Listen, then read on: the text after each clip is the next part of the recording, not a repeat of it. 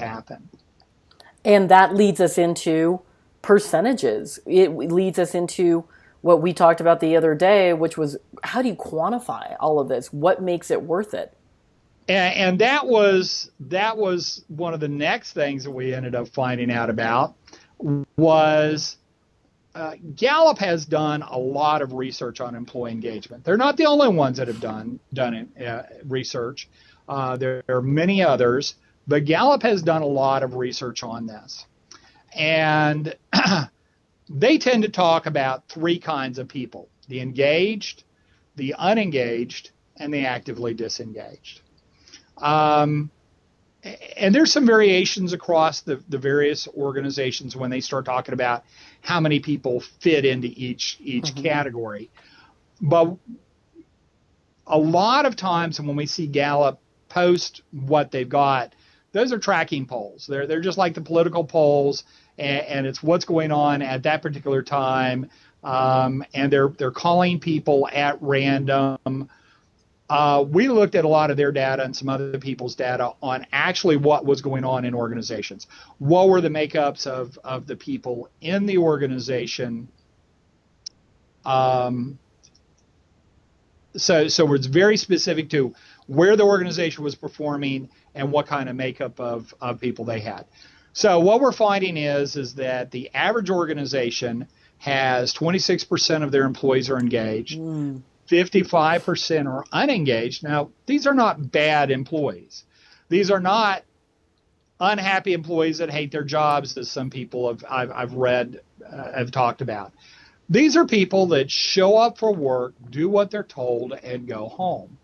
And there are many managers that want those kinds of folks. They want somebody that you just tell them what to do, and they're easy to manage. But we spent a lot of our time at the early stages of this, and we still do this today with our clients. We ask them, what are some of the challenges you're facing over the next 7 to 10 years? Not tomorrow, not the next 6 months, the next 7 to 10 years. What are the business implications if you succeed or fail? Yep. What are the kinds of people you need to overcome those challenges? And the kinds of people we're getting are not people that show up, do what they're told, and go home. They're saying we need people that are proactive, problem solvers, creative, taking initiative, want to take personal responsibility, willing to learn. And those, they're describing engaged employees. So while unengaged employees don't necessarily hurt the organization, they're not helping the organization. Right.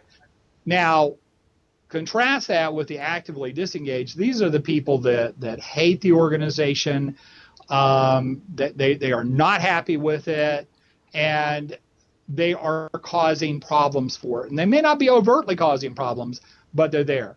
There's several subcategories of these folks. There's the cave dwellers, which are consistently against virtually everything. The divas, which are difficult individuals vying for attention. And then you have the saboteurs, the people that are going out there and actively doing stuff to hurt your organization. And then there's a group of folks that are actively disengaged. They're not happy. They're not necessarily trying to hurt your organization, but they are doing things subconsciously to bring that about. One example is the checkout clerk one time when I was in a store. And she was doing a great job bagging my groceries, the best I've ever had groceries bagged. Yet the whole time she's complaining about how her management had treated her that day. And that certainly turns off customers and doesn't want to make a customer want to come back. So those are the kinds of people. Well, Gallup had said the average organization with that kind of breakdown was losing about 1/3 of its payroll. So we started playing around with some other data that we'd collected from all these managers we'd been asking those questions of. We had followed up with them and started asking them on a scale of 1 to 10, what does it take to keep a job around here? On a scale of 1 to 10, your engaged employees, your best employees, where are they performing? Well, what about your unengaged employees? The people are showing up, doing what they're told, and going home, the 9 to 5ers.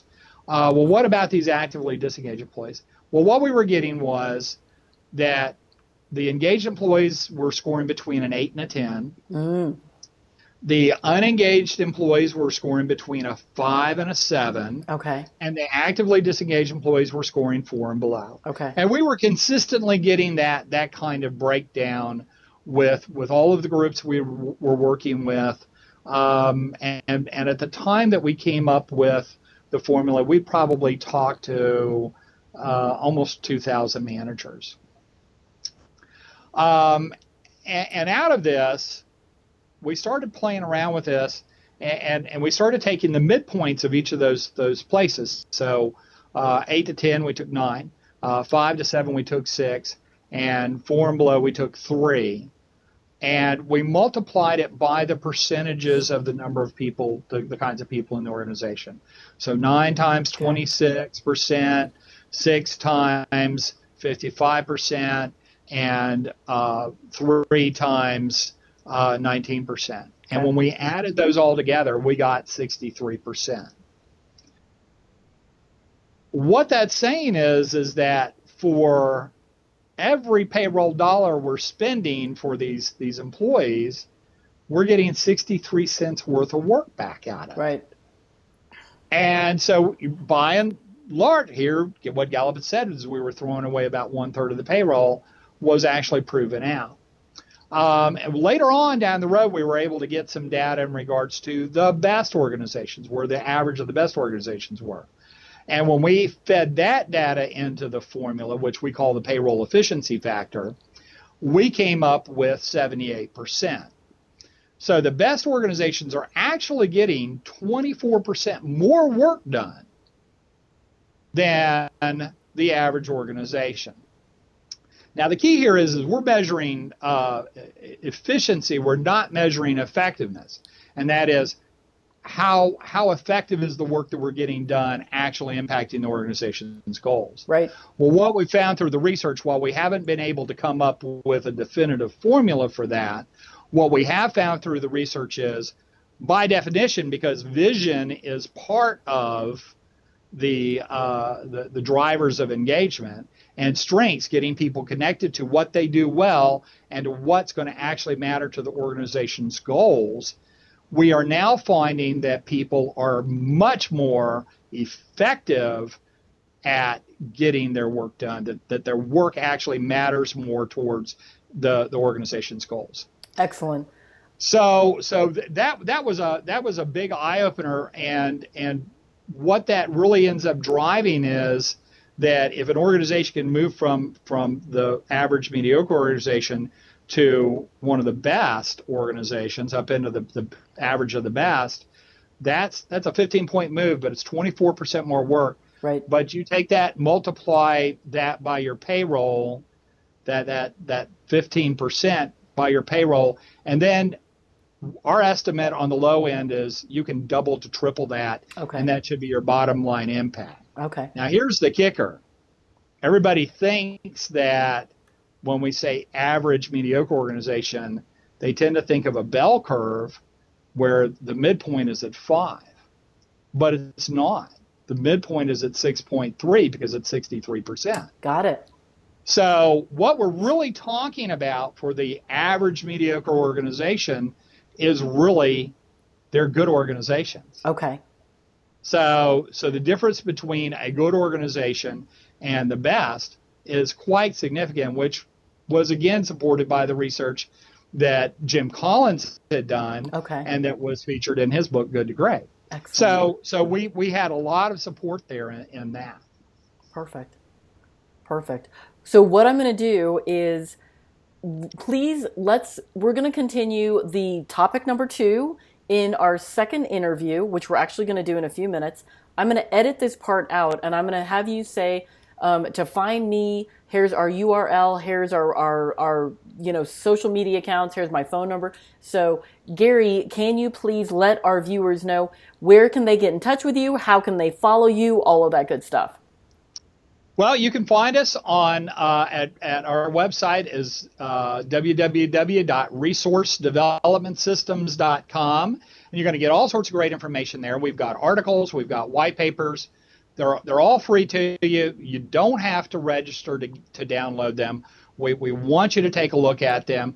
If you want to get registered on our newsletter, you're more than welcome to do that. You can also follow me personally on LinkedIn, and it's LinkedIn/Gary Lear. And you can follow me on Twitter at @1GaryLear.